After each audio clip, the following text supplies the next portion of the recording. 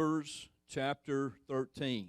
Beginning in verse 25, the Bible said, "And they returned from spying out the land after 40 days.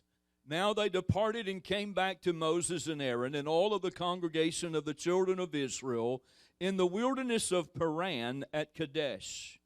And they brought back word to them, to all the congregation, and showed them the fruit of the land. And then they told him and said, 'We went to the land where you sent us. It truly flows with milk and honey, and this is the fruit. Nevertheless, the people who dwell in the land are strong. The cities are fortified and very large. Moreover, we saw the descendants of Anak there. The Amalekites dwell in the land of to the south. The Hittites and Jebusites and the Amorites dwell in the mountains, and the Canaanites dwell by the sea and along the banks of the Jordan.' Then Caleb quieted the people before Moses and said, 'Let us go up at once and take possession, for we are well able to overcome it.' But the men who had gone up with him said, 'We're not able to go up against the people, for they are stronger than we.' And they gave the children of Israel a bad report of the land, which they had spied out, saying, 'The land through which we've gone as spies is a land that devours its inhabitants. And all the people who we saw in it are men of great stature. There we saw the giants who were the descendants of Anak and that came from the giants. And we were like grasshoppers in our own sight, and so we were in their sight.'" Going over to Numbers chapter 14, beginning in verse 1.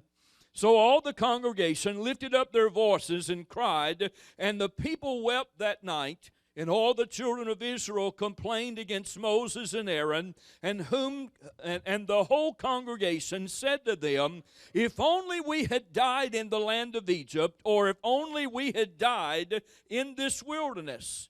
Why has the Lord brought us to this land to fall by the sword, that our wives and children should become victims?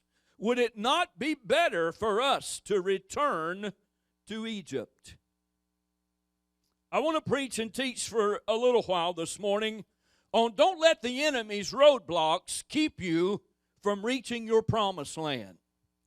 Don't let the enemy's roadblocks stop you from reaching your promised land.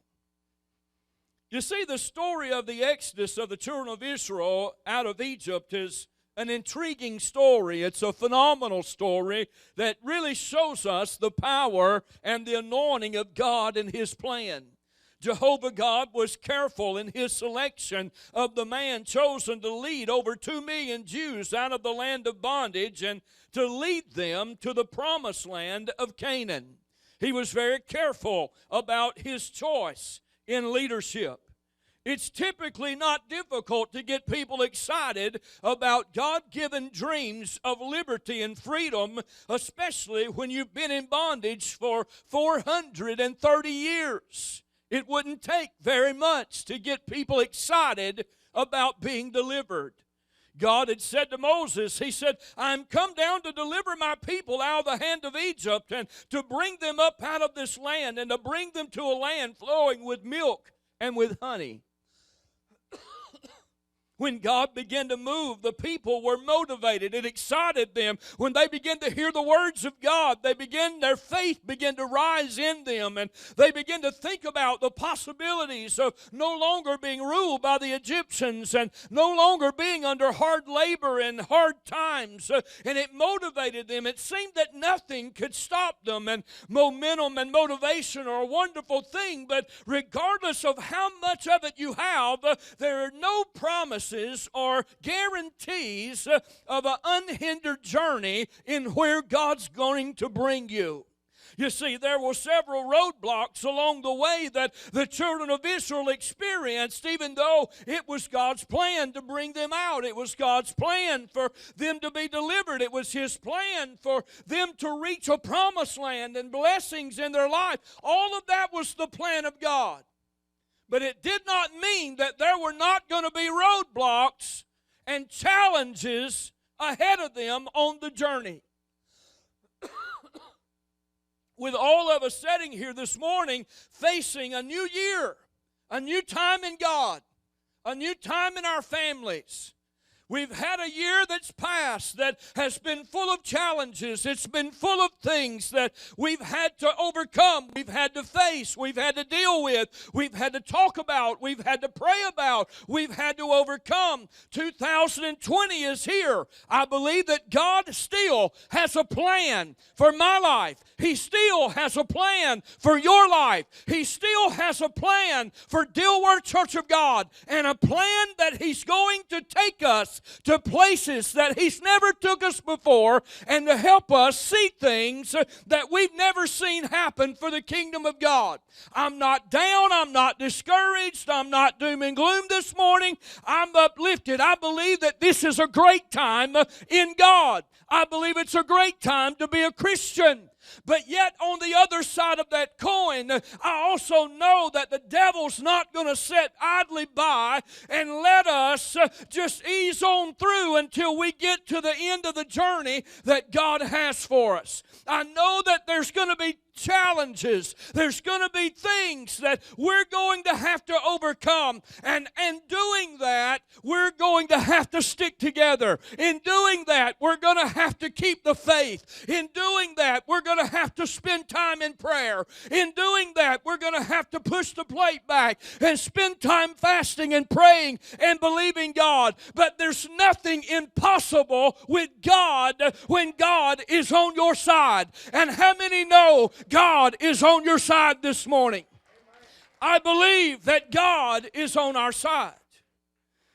You see, the children of Israel, even though it was the plan of God to be delivered from the Egyptian bondage, and it was His will and plan, He even chose a leader in Moses to lead them out, there was challenges along the way.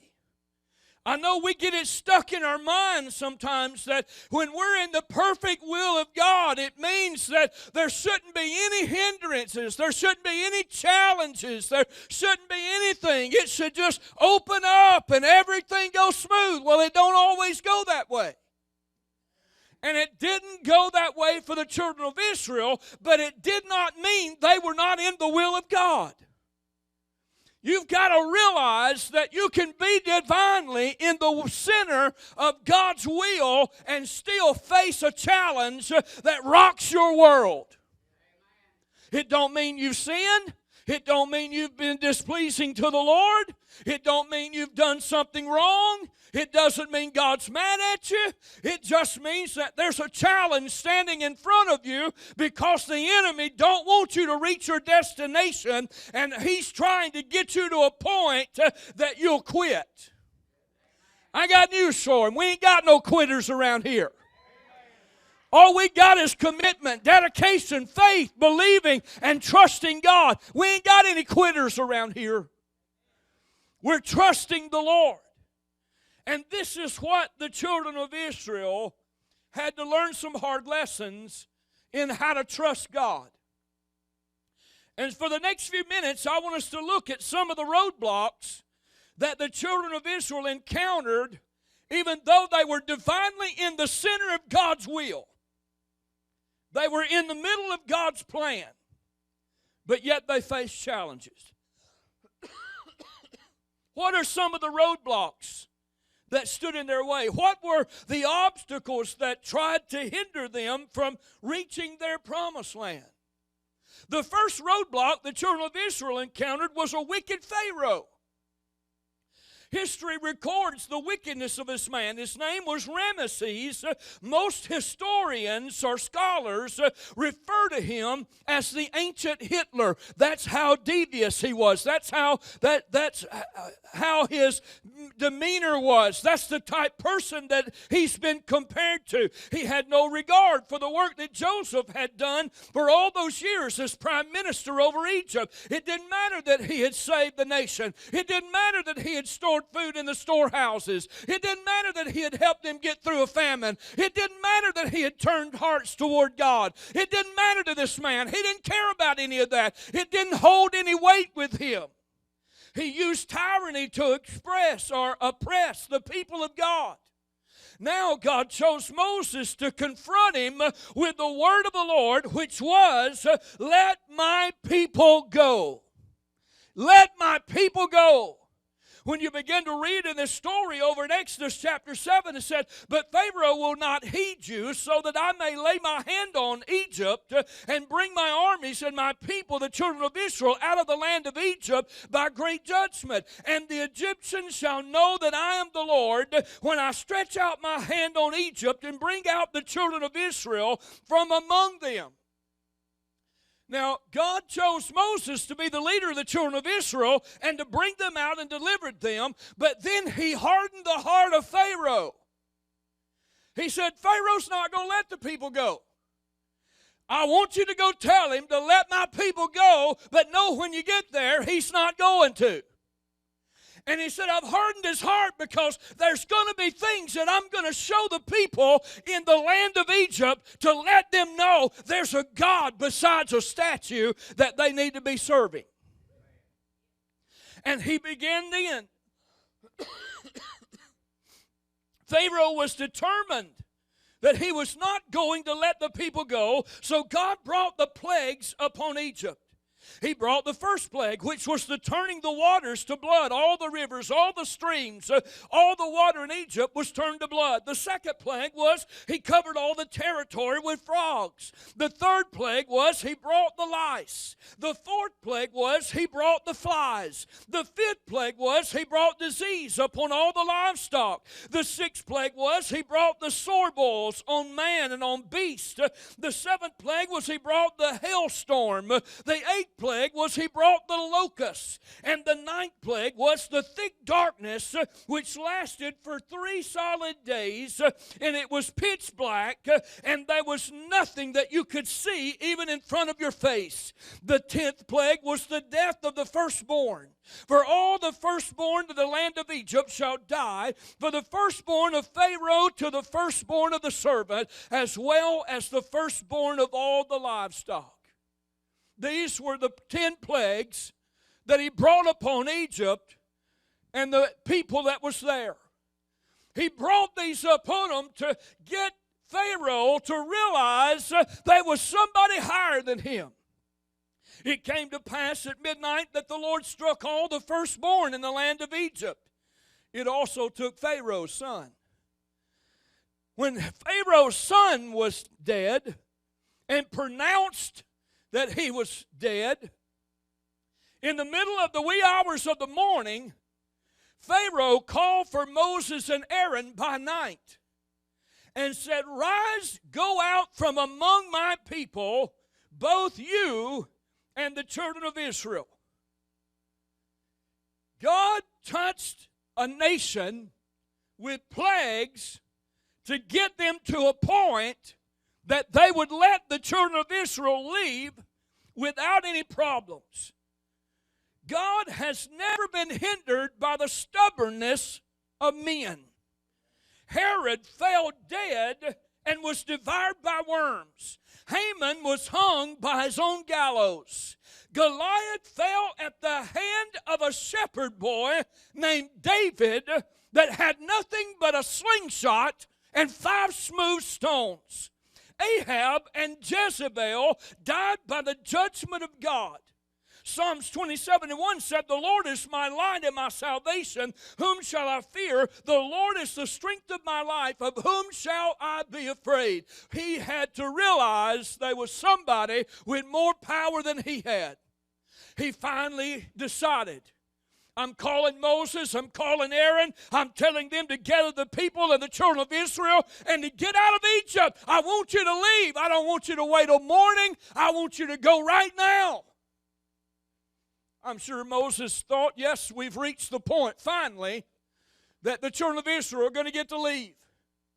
We know the story of how they plundered the Egyptians, and they asked for gold and they asked for fine goods, and they gave them the goods they asked for because they wanted them gone. I want you out of here. And they left with great possessions.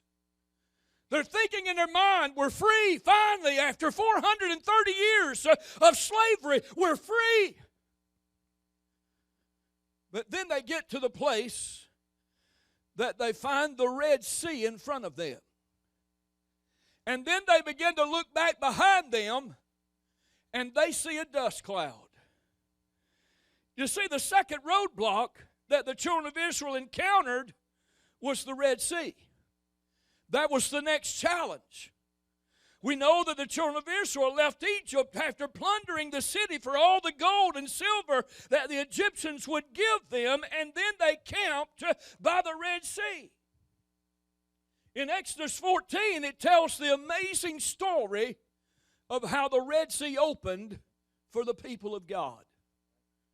The Lord hardened the heart of Pharaoh, and he pursued after the children of Israel with all the horses, all the chariots of Pharaoh, and his horsemen and his army, and they overtook them camped by the sea.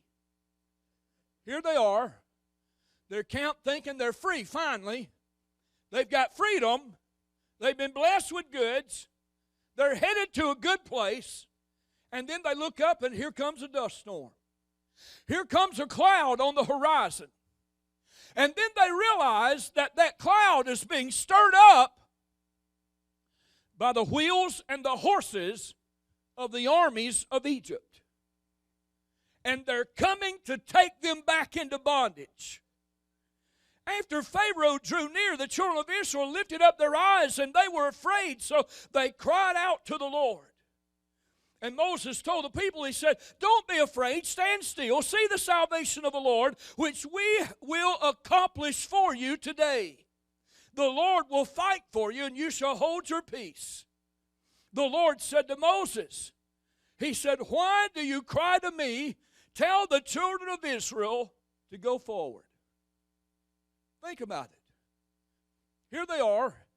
The Red Sea's in front. They can't see a way to cross. They didn't have boats. They didn't have ships. They couldn't get 2.5 to 3 million people on enough boats to get across anyway. They look behind them, and here comes another attack. How many sitting here this morning, and you don't have to raise your hand, but you felt like you had just came through the storm. You just got over the victory. You just gained the breakthrough. You just got the victory, and then you looked up. And there was another storm coming. There was another challenge about to hit your life. There was another stumbling block thrown in your way, meant to trip you up, to keep you from getting where God intended for you to be.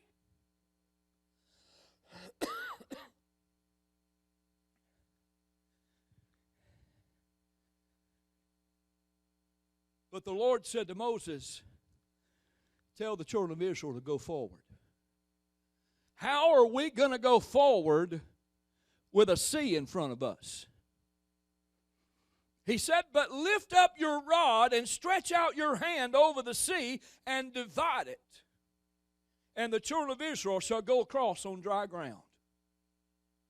What was Moses doing, taking a staff, a shepherd's staff, lifting it up over a sea that they couldn't see the other side of, that looked impossible to get over, and here's God telling them, "Go forward." God, you expect us to swim to the other side? How are we going to go forward?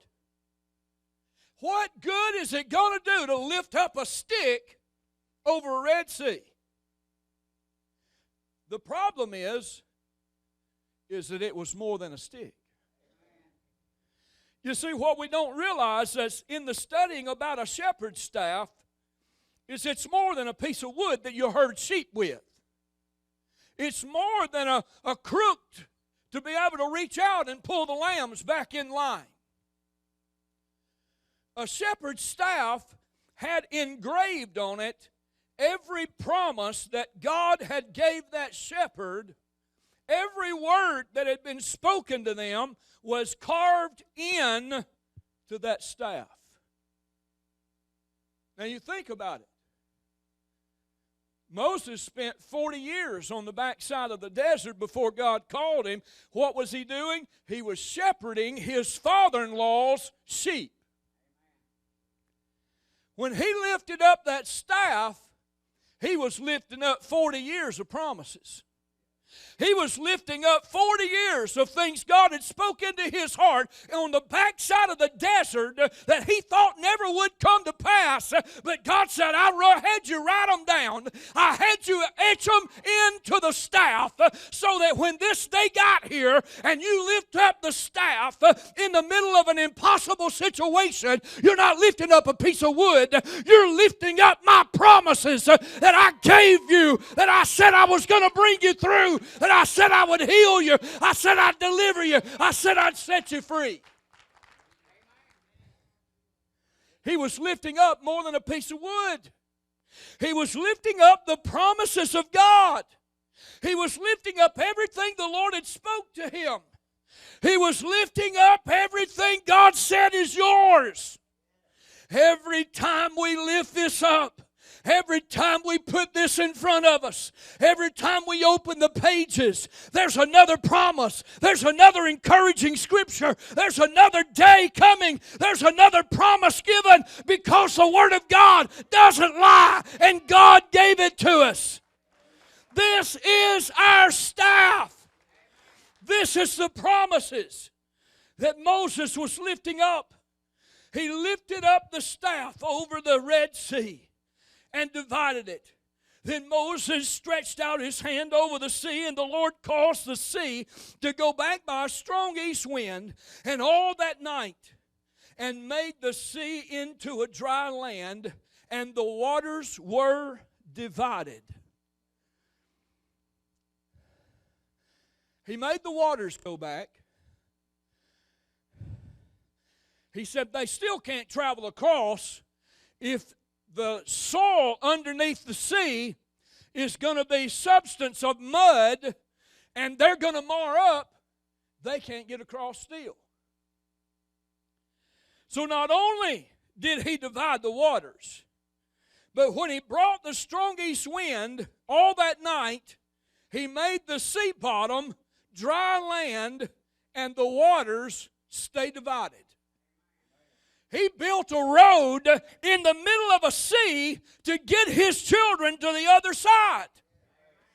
I don't know about you, but that tells me I'm pretty important to the Lord. If He'll divide an ocean and He'll build a road to get His people to the other side, how much more will God do for you that He died for?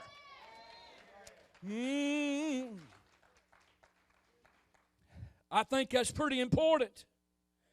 So the children of Israel went across the sea on dry ground, and the water was a wall to them on the right and on the left. Now think about this for a moment. They had to cross the Red Sea in one night.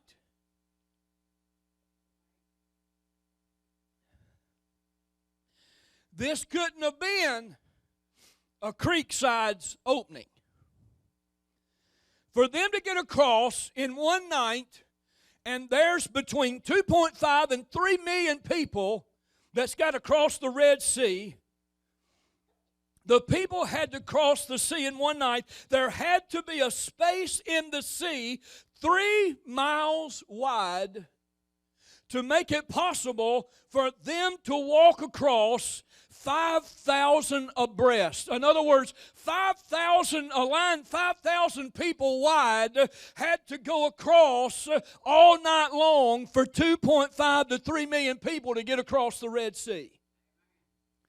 This wasn't a little stream that God opened up. This was a sea.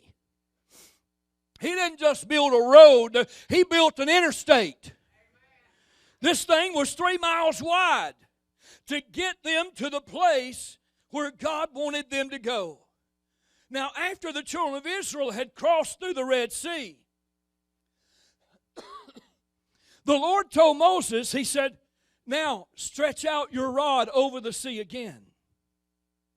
And when He stretched out His rod over the sea, the waters may come back together upon the Egyptians and on the chariots and on their horsemen. He said, I want you to stretch out your staff or your promises over the sea again. because the enemy's determined that he's going to come through the road I built for you to get to the promised land and hinder you and drag you back to bondage. But when he gets in the middle of what he thinks is going to be his victory, I'm going to destroy him. And you will see him no more. There's some of you here that you've looked back and you're headed down the highway and the road that God's got you on, and you know you're headed for a good place. You know you're headed toward a victory. You know you're headed toward a healing. You know you're headed toward a deliverance, but you look back and you see the devil hot on your trail, and he keeps telling you, I'm going to take your life. You ain't escaped me yet. I'm going to kill you. You're not going to beat this thing. You're not going to overcome it. But yet God said, stand up with the promise. And when you stretch the promise over the problem, you won't see the problem anymore, because I'm going to destroy the problem. If you'll stretch the word over the problem, there won't be one. Ooh. Hold on just a minute.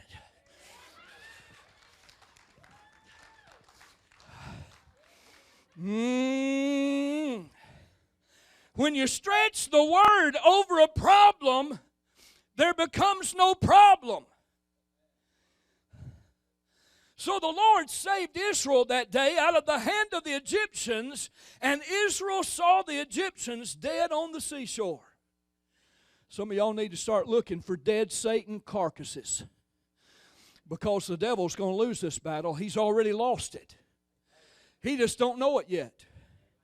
You see, Satan uses the massive size of the Red Sea in an attempt to stop the people of God. He's still doing the same thing to us today. He starts by telling us how big our situation is and to distract us, and he gets our mind on the problem instead of on the problem solver. And if he can change our focus from the problem solver to the problem, then he can defeat us. But when we begin to realize where our focus is, and we put our focus back on the problem solver and not on the problem, then we start gaining victory. God has never been hindered by the world he created. If God created it, it will respond to his command. There's nothing that God didn't create. Therefore, there's nothing that won't respond to his command. Therefore, there's nothing that's big enough, strong enough, powerful enough to defeat the children of God when we keep our faith in him. There's nothing that can defeat us. Matter of fact, Isaiah said in chapter 40, verse 12, he said, who has measured the waters in the hollow of his hand, measured heaven with a span, calculated the dust of the earth in a measure, weighed the mountains in scales, and the hills in a balance. Every valley shall be exalted, every mountain and hill brought low. The crooked places shall be made straight, and the rough places smooth, because my God is the one that holds my future in the palm of his hand. It might not look like it to you, but whether you realize it or not, God's got your future in the palm of his hand, and God's not going to let anything snatch you away from him. You see, God will remove all the obstacles from your path. He'll help you reach your promised land. Isaiah 42:16 said, I will lead them in paths that they have not known. I will make darkness light before them and crooked places straight. These things I will do for them and not forsake them. God will lead you into directions that you never thought about possible. He'll make the dark places light. God is with you through every valley and through every storm if you will keep your faith in him. Don't let the size of your circumstances discourage you. God has everything under control. Would you just give God praise with me?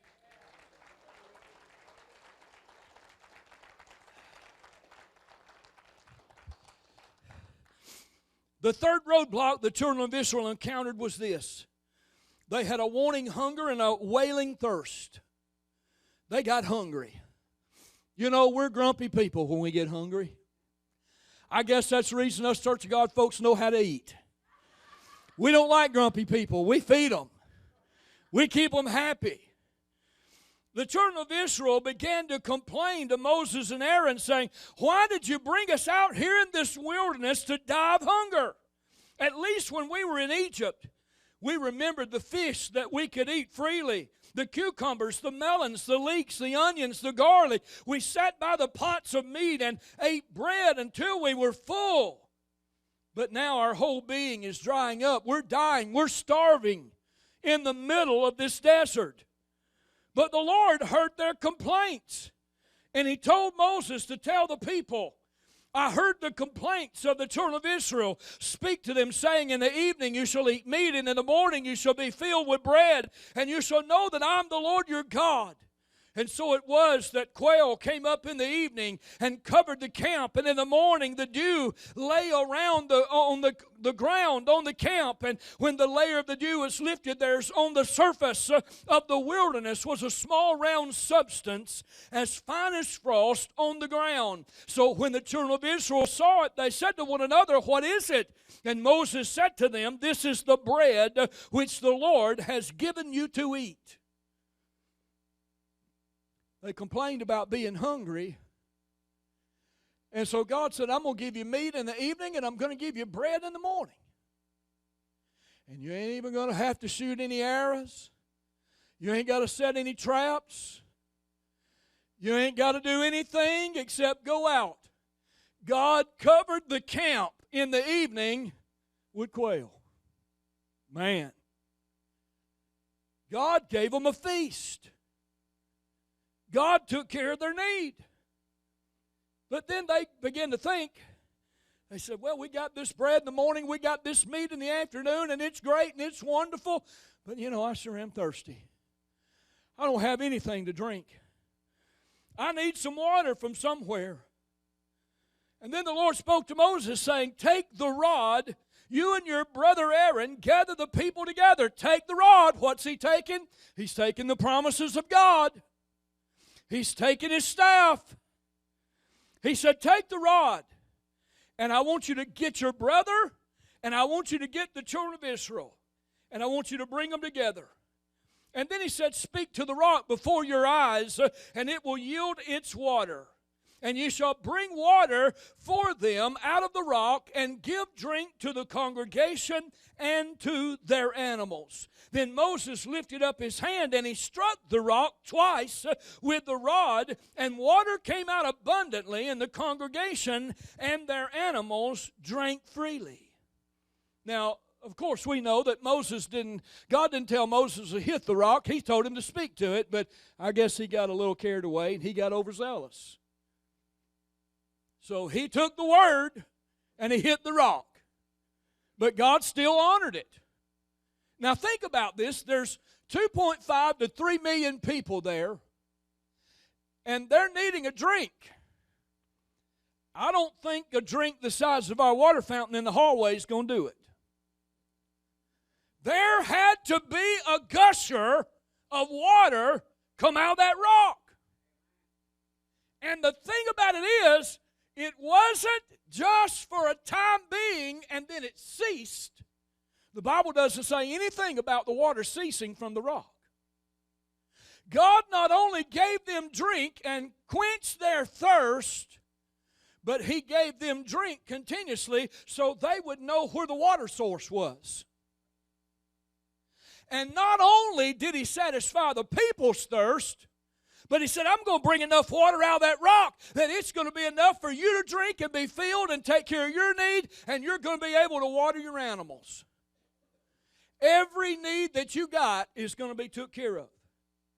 Now think about this for a minute. God supplied them with food in the wilderness.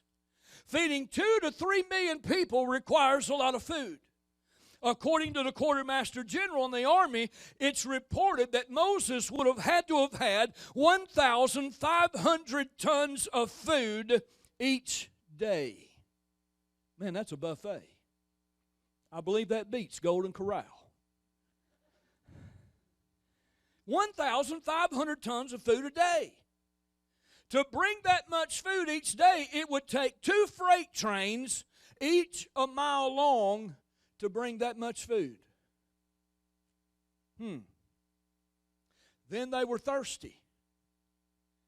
If they only had enough to drink and wash a few dishes, it would take 11 million gallons each day, and a freight train with tanker cars 1,800 miles long just to bring them enough water to meet their need. That's a lot of water. But then I asked this question. Do you think Moses had all this figured out before they left Egypt? I don't think so. Because he'd have probably pulled his hair out and not had any if he had any. It would have put so much fear in his life, he wouldn't have been able to have led the children of Israel out if he'd have thought about all this. How am I going to feed nearly 3 million people? How am I going to give them drink? How am I going to supply water for them? And there's other things. Do you know that if they're going to have that much food, they had to cook it? They wasn't going to eat raw quail. They had to have fire. If you got to have fire, you got to have wood. That would have caused another 4,000 tons of wood that would have to be supplied every time they got ready to cook a meal. They're in the middle of the desert. They're in the middle of nowhere. Where are you going to get that much wood? And then when you think about 3 million Jews that are fixing to make camp, for a group of people that large, it took a space the size of Rhode Island for them to set up camp every night. It had to be a space of 750 square miles to be able to camp at night. Can you imagine what the thought of all this would have done to Moses if he'd have thought about all this? But he didn't think about that. He didn't say, God, you got to show me the plan and how everything's going to work out and how I'm going to feed them and how they're going to get water and how we're going to cook food and how we're going to make camp. You got to give me all this. He just said, God spoke to me out of a burning bush that wasn't consumed by the fire and told me to go get my people. And I'm going to get the people. And I'm going to lead them out of Egypt. And I'm going to leave the rest of it to God. It's difficult sometimes. When you're in the middle of a struggle and you're in the middle of a challenge and you're in the middle of a tragedy and you don't have the answer, but all you know is something inside you keeps saying, trust me, trust me, trust me, trust me, trust me, trust me, lean on me, trust me, lean on me, trust me, lean on me. But that's what God's saying to some of you. Because there's not an evident answer in front of you. We have to trust the Lord.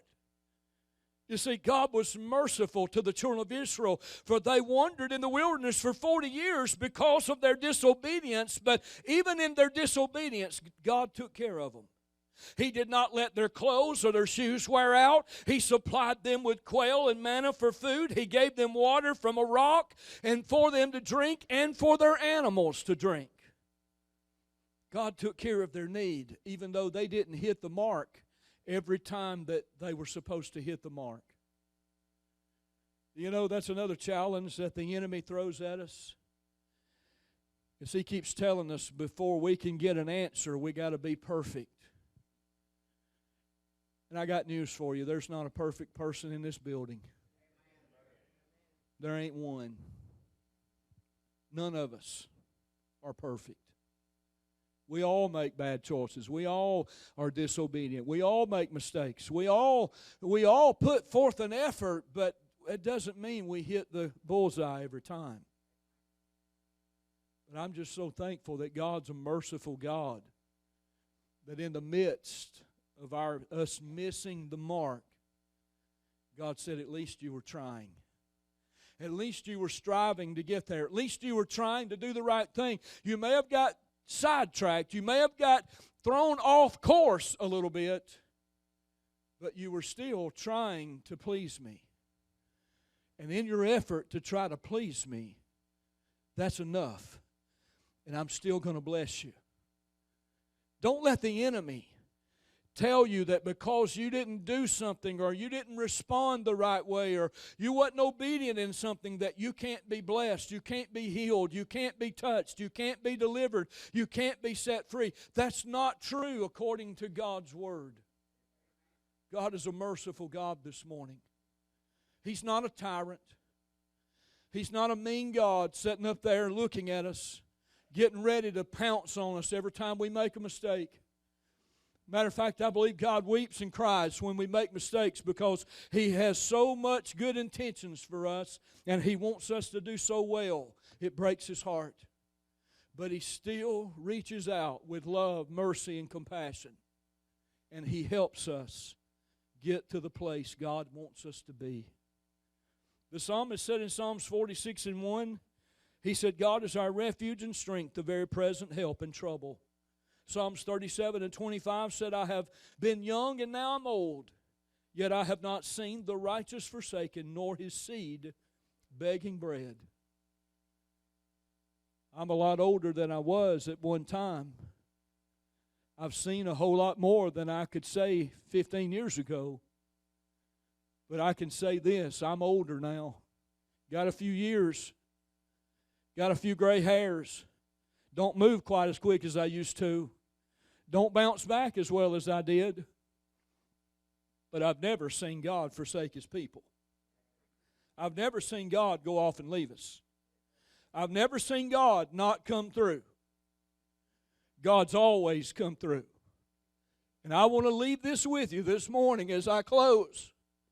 That no matter what Dilworth Church of God faces in 2020, God's going to help us through every battle, every struggle, every challenge, and everything that comes against us because God's got a purpose.